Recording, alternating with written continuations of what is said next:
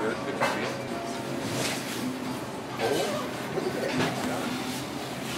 As a child, I was very resentful towards God, towards, I just felt different, and I really had a hard time accepting that. And my parents always, my mom especially, was very, very controlling of, the management of my diabetes, and also, I had other issues too as far as wetting the bed, so I didn't have an opportunity to really, so at a very young age, from 6 on, I always felt less than other kids, so that was difficult.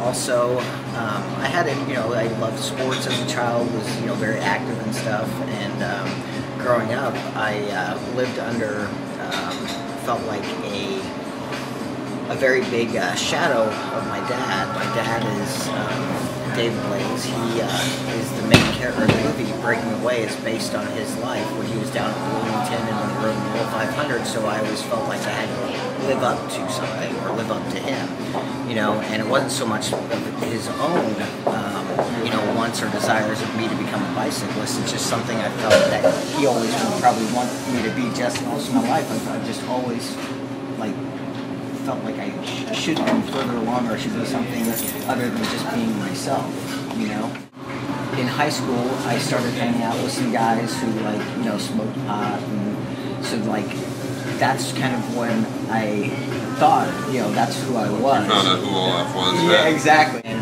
when I graduated, I just worked. I worked and partied. I had 3 jobs at one time where I'd work on the south side at 5 a.m. till 1 p.m. And, the real insanity for me was I did cocaine the first time, and I vomited from it. The very first time I did it, and then I proceeded to do it for the entire weekend.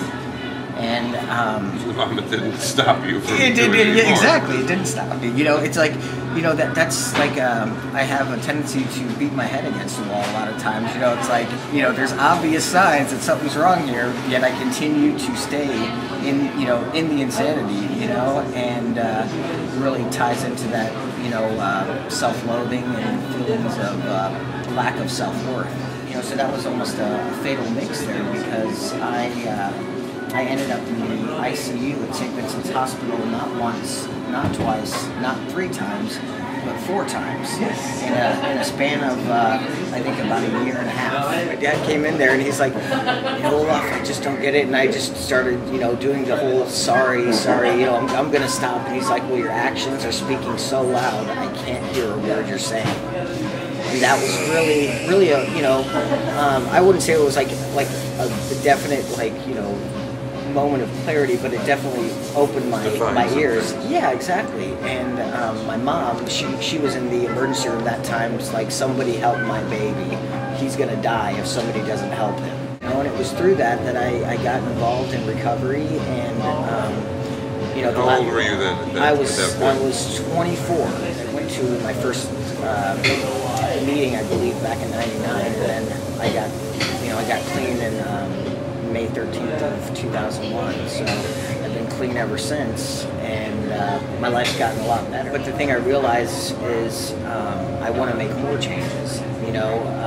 I still smoke cigarettes. Being a diabetic, that's a big no-no. I've had lots of complications as a result of my diabetes, which a lot of people do. Between 6 and 8 laser eye surgeries for diabetic retinopathy. I had vitrectomies on both eyes, where they actually take the lens off your eye and zap the vitreous humor with a laser.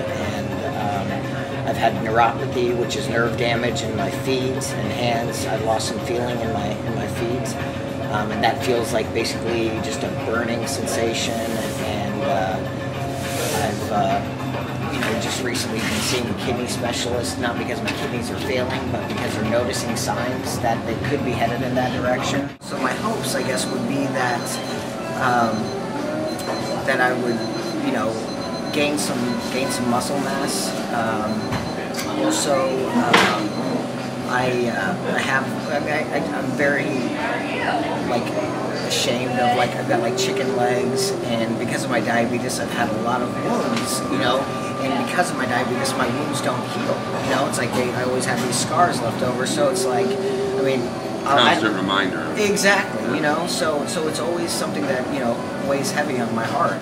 One thing I've always wondered, being 33 now, it's like, what am I going to be when I grow up? You know, I'd like to know what I am too. Exactly, it's just one of those questions. It's like, I've got a great job, but I've always wanted to. There's always been this burning or this yearning within me to make a difference in people's lives. Not to say that I don't do that working at a grocery store. I can always brighten someone's day by giving some flowers or whatever, but I want to make an impact, and really, and it's not so much that I want something out of it, but by being of service to others and helping those in need, that's the greatest gift, So I'm very excited, but at the same time, because of my past history, because of my story, I'm scared. I'm scared, like, can I do this? Will I be good enough?